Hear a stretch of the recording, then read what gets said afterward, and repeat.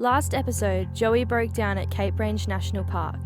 We had to camp there overnight while we waited for Roadside to get in contact with a tow truck. A mechanic came out to have a look and yep, he needs to be towed. But with Christmas around the corner, no one could help us for weeks, so we got towed to a caravan park in town. We started to diagnose it ourselves first, checking the basics before disassembling the carby to see if fuel was an issue. When that came back all good, we borrowed a compression test kit and discovered lower compression in 2 of Joey's cylinders. And Joey would need a new head gasket, meaning we had a big job ahead of us. G'day, I'm Will. Woo, how good is this? And this is Luce. Let's do it! And together, we are travelling around Australia in our 1987 Toyota Hiace named Joey. Oh, no way. It's such a nice day.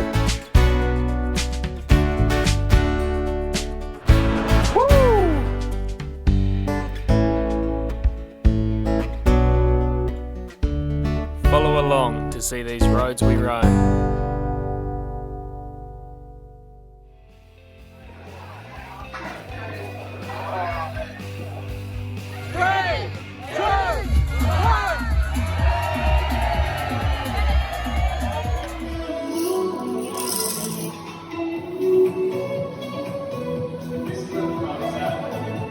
Lights in the camp kitchen.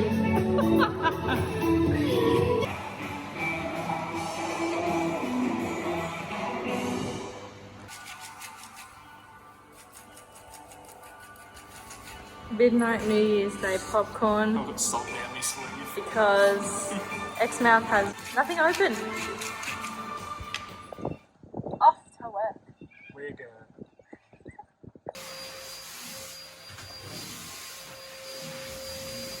Show off your bag.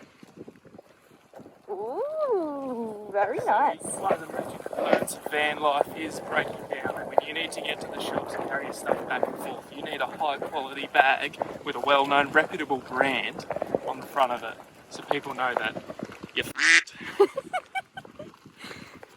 Very nice. Shenanigans, eh? What are these rat bags doing? Alright, carburetor's out, got rid of all the emissions lines that are around there as well. All of the vacuum lines have been unplugged, and I've sprayed all of the old head bolts with a bit of CRC to start loosening them. The exhaust flanges down there that I've started loosening, because I'm gonna see how I go by just taking off the exhaust flange down there and then leaving the intake and the exhaust manifold on and pulling all that off.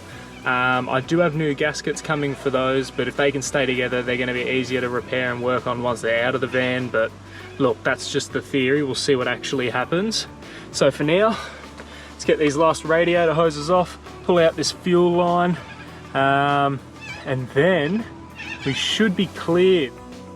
Once these last few hoses were removed, the engine was now free from all its external components. Then I began dismantling the motor from top down, starting with the rocker cover to expose the valve train. The valve train can be quite delicate, so I slowly loosened it off in stages and made sure the rocker arms and springs did not slide off the end. Next to come out are the push rods. However, it is important that these go back in the exact same spot they came out, so I pushed them into a piece of cardboard and labelled where they come from. Then I had a crack at getting the cylinder head bolts loose with my trusty old ratchet and jack arm. However, these suckers were on real tight, so it was off to buy a breaker bar. Head bolts weren't coming, so we need something a bit more heavy duty to get them out. So with a bit more leverage and a whole lot of elbow grease, the head bolts cracked loose. I made sure to release the pressure on these bolts slowly and evenly so the cylinder head doesn't warp or crack.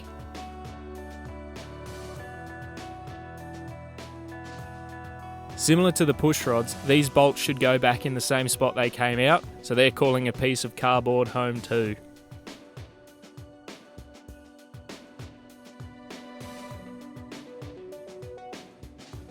And just like that, we can see how disgusting these cylinders are looking.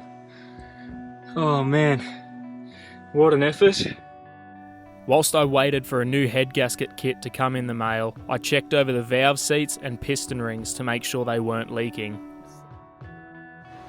So here's a nifty little trick is I've filled up the cylinder head, just the little valves up with some diesel, and we'll see if any of it leaks through the valve seats, comes out through the bottom here. See what happens. Right now I'm doing a little test to see if my piston rings are worn or not. So I've just filled cylinders 2 and 3 up with a bit of diesel, and just timing how long it takes for that to pass through the little seals around the pistons and down into the bottom of the engine and out the sump. So yeah, my main concern would be number 3 here, so if it loses all that diesel really quickly, then the rings are probably no good, but we'll see what happens in about half an hour's time. You beauty. 2 and 3 were good. Now we're testing 1 and 4. 4's the one I'm most worried about, so we'll see what happens. You beauty, you got the full gasket kit. The valve seats and piston rings both come back good, so it's time to reassemble. Back to you, Will. This little tool is a torque wrench. Use it to tighten nuts and bolts to exactly the spec they need to be. One of the mechanics just up the road was kind enough to let me lend this because I don't have one myself. But basically you use your measurements and the little twisting handle here to set the exact torque spec that you want. And for what we need, you're going to go over all 10 of the bolts on the head in a very specific order to make sure it goes down onto the new gasket evenly. But we'll do it in a couple of different stages, getting tighter and tighter each time, just so it wiggles that cylinder head down nice and flat perfectly, so we don't have any warps or leaks that happen later on. So center, inside.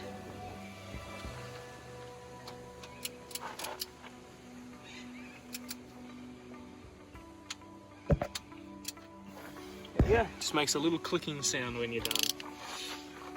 So, Outside, center.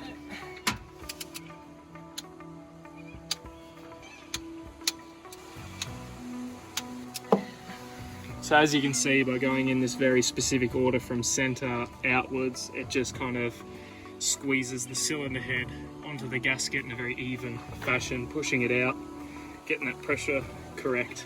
Should be good.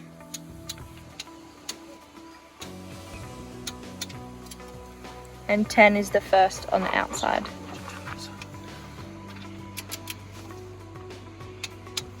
Cool. So that's our second set. Now we go up to our full torque spec for our third run, which is 65 foot-pounds of torque. So let's set that up and we'll go and do that last run, and then cylinder head's pretty much go. We'll check all those torques again tomorrow once it's had time to just chill, baby chill, but yeah, we'll go from there, and hopefully this means we'll be good to go once I put everything else back in. That's easy compared to this. Yeah, fingers crossed. He's on. It looks like an engine again. Just needs all the other bits and bobs now. Yeah, that's right, but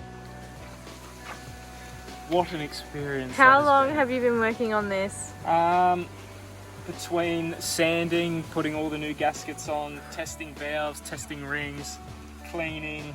It's been a good week of probably 4 hours every afternoon, 6 hours today, so. Yep, you've done lots of hard work, and lots of learning. It is currently Wednesday the 18th of January, and we broke down the 20 something of December. Yeah. So it's been a long time coming. Long time waiting for parts, long time watching videos, reading books, Research, learning. But hey, working out what was wrong. I'm a qualified auto mechanic now. Of this particular engine. Yeah, I only deal in 4Y engines. I'm a self-appointed expert now. He's got no exhaust on him, so everyone in the park's going to know if we get him running or not. So I feel like the people that have been here for a long time know how long we've been working on it though, so it'll be music to their ears too. Be music to my ears. Oh yeah. Oh, I can't wait. Anyway. Let's hope he starts. Yeah, let's Touch wood. Joey, you can do this. Progress. We're over the hill. Woohoo! Downhill. Go you. Go me. I'm just the best. Alright. Fingers crossed. See what happens. It'll take a bit. We've just got to prime the fuel line first. Time to start him up. Ready? I'm nervous.